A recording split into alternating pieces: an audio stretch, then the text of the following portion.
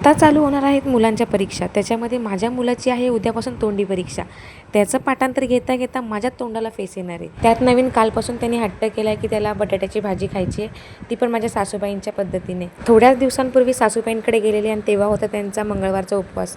त्यांनी केलेली प्लेन बटाट्याची भाजी आणि ती त्याला खूप आवडली आणि तो बोलला की नाही तीच मला खायची. मग काय, मुलाची इच्छा आहे, आई म्हणून फरमाईश पूर्ण केलीच पाहिजे. तसं बघायला गेलं तर खूप सिंपल रेसिपी होती, त्याच्यामुळे मला काय एवढं वाटत नव्हतं. आपण उपवास असल्यावर जो प्लेन बटाटा खातो ना, तोच सेम बनवायचा होता. फक्त याच्यामध्ये एकच गोष्ट आहे की मी कढीपत्ता टाकला आहे.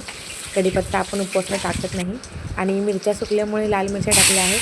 तेल, मीठ आणि बटाटा एवढं टाकून चांगलं परतलं आहे आणि थोड्या वेळासाठी वाफेवर ठेवला.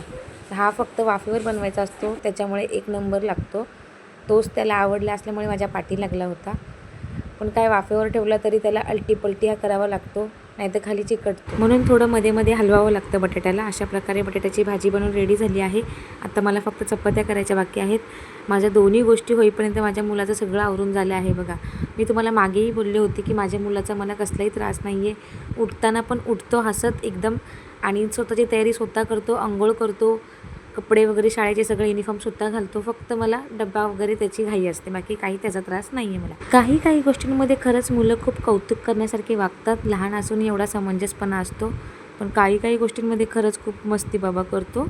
शेवटी काय, लहान आहे तो, तेवढं काही चालायचंच. सगळी तयारी करून आला होता माझ्याकडे भाजी चपाती घ्यायला. तर माझी पण भाजी चपाती झाली होती, मी लगेच त्याला दिली.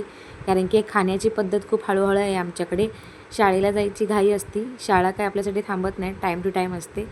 पण ह्यांचं हे हळूहळू खातात आमचे साहेब. एवढं एकाच गोष्टीसाठी मला त्याच्या पाठी लागावं लागतं, कारण की या बाबतीत तो खूप स्लो मोशन गाडी आहे. त्याचं खाऊन होईपर्यंत त्याच्या पप्पाने त्याच्या बॅगेमध्ये डब्बा आणि पाण्याची बॉटल भरली आणि त्याच्यानंतर लगेच दोघं पण निघाले. त्याचे पप्पाच त्याला सोडतात. त्याच्या पाठी राहिलो आम्ही दोघी माय लेकी. आता काय, सगळी कामं आपली हळूहळू करायची. चला बाय.